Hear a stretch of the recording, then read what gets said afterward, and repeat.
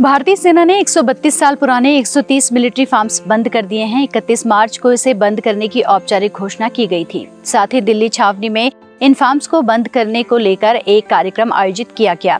सेना ने अपने बयान में कहा कि राष्ट्र की 132 साल तक शानदार सेवा करने के बाद इस संगठन को बंद कर दिया गया है। आखिर क्यों ये फार्म बंद कर दिए गए, ये सवाल सबके जहन में है और हर कोई जवाब की तलाश में है। जानिए कि क्यों लेना पड़ा सेना को ये बड़ा फैसला। नमस्कार, आप सभी देख रहे हैं newsnumber.com। आपके साथ मैं हूँ Neetu गौरकिला। Press the bell icon and never miss a video from newsnumber.com।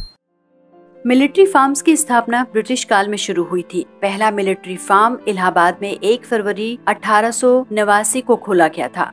उद्देश्य साफ था, सेना के कैंप शहरों के बाहरी इलाकों में होते थे। वहाँ दूध सप्लाई का कोई आसान तरीका नहीं था। इसी वजह से सेना ने अपने मिलिट्री फार्म बनाए ताकि सेना के जवानों को ताजा और पौष्टिक दूध मिल सके। पिछले साल तक देश भर में 130 मिलिट्री फार्म्स चल रहे थे। लेह और कारगिल जैसे दुर्गम इलाकों में भी मिलिट्री फार्म काम कर रहे थे, पर पिछले कुछ सालों में बड़े बदलाव हुए।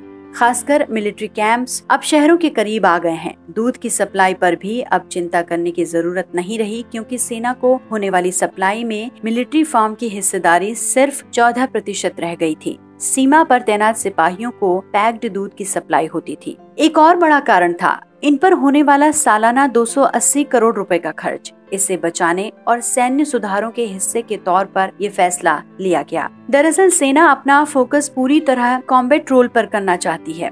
दरअसल ये एकाएक लिया गया फैसला नहीं है। दिल्ली कैंट में 31 मार्च को हुए डिस्बैंड कार्यक्रम में काफी पहले 2013 में भी चरणबद्ध तरीके से मिलिट्री फार्म्स बंद करने की तैयारी हो गई थी। जून 2013 में क्वार्टर मास्टर जनरल की ब्रांच ने ये फैसला किया था।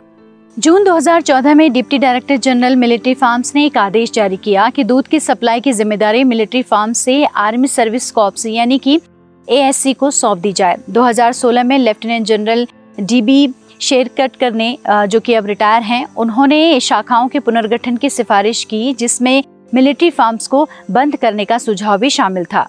अंग्रेजों ने 1 फरवरी 1889 को इलाहाबाद में पहला मिलिट्री फार्म खोला था। इसके बाद जरूरत के मुताबिक पूरे देश में मिलिट्री फार्म्स खुलते चले गए। दिल्ली, जबलपुर, रानीखेत, जम्मू, श्रीनगर, लेह, कारगिल, झांसी, गुवाहाटी और इसके साथ ही कई अन्य जगहों पर भी इस तरह के फार्म खुलते चले गए। इसके साथ ही कुल 130 जगहों पर इस तरह के मिलिट्री फार्म्स खोले गए। 1990 के दशक में लेह और कारगिल में भी मिलिट्री फार्म्स खुले थे।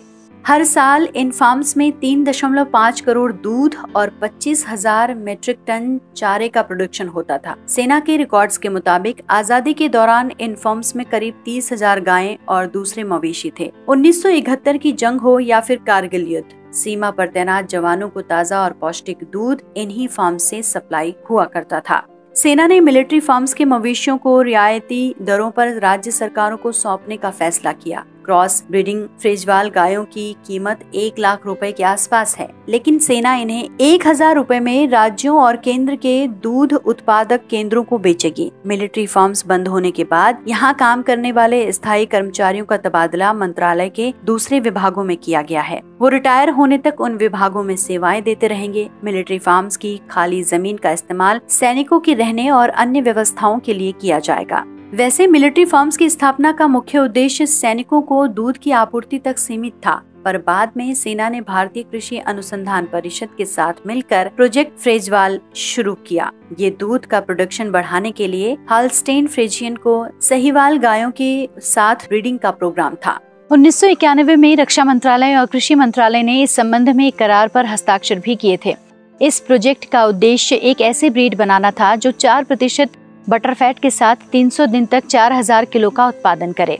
इस प्रोजेक्ट को दुनिया के सबसे बड़े एक तरीके से प्रोडक्ट बनाने के का जो लक्ष्य था वो इस संस्था ने लिया था और ऐसा ही हुआ। इसके बाद इन फार्म्स ने बाद में defence research and development organisation के साथ मिलकर बायोफ्यूल के प्रोडक्शन पर भी काम किया।